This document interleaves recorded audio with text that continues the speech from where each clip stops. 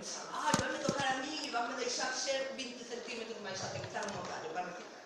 En fin, aquel día no que me destes a oportunidade de ler en público por primeira vez estes versos, foi moi importante para mí e quería recuperar ese sentimento porque cando cheguei aquí, cheguei con uns versiños encadernados e hoxe, un ano despois, traio un libro cheo de amigos.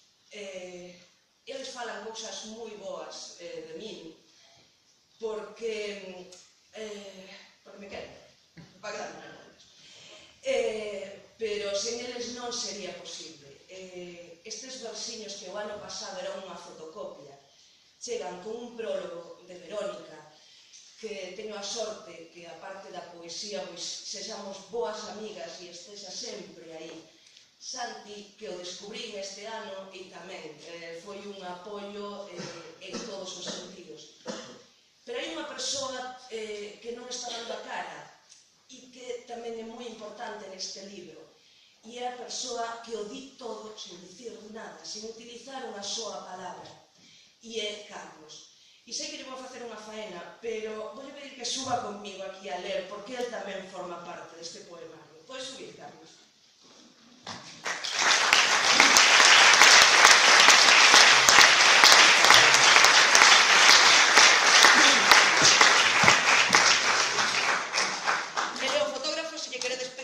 Despois a asignatura levada firmado por él.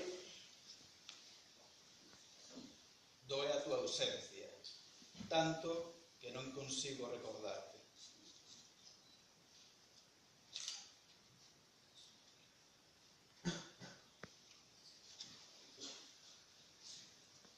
Agora soes un profundo oco na boca do estómago, por onde meto a man e arrinco os intestinos só para magoarme, maldicindo o día en que non puiden serte. Gracias, Carlos.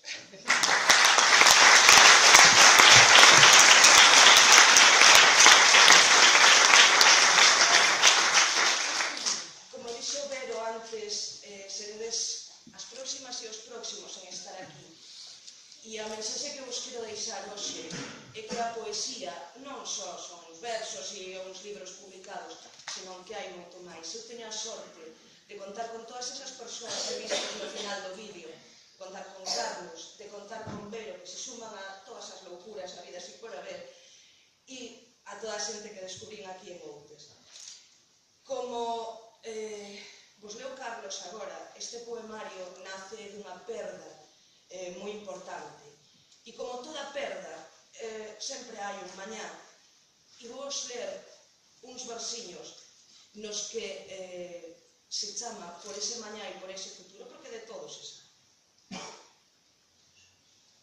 As vaguas paren fervenzas que arrollan os interiores que algún día foran de meu, e hoxe non recoñezo máis que como cascallos, esnacados e tronzados pola dor da túa ausencia. Apaño os cascotes e a modiño comezo a encolar aqueles que aínda latexan. Moitísimas grazas e damos paso ás novas xeracións que aquí chegan.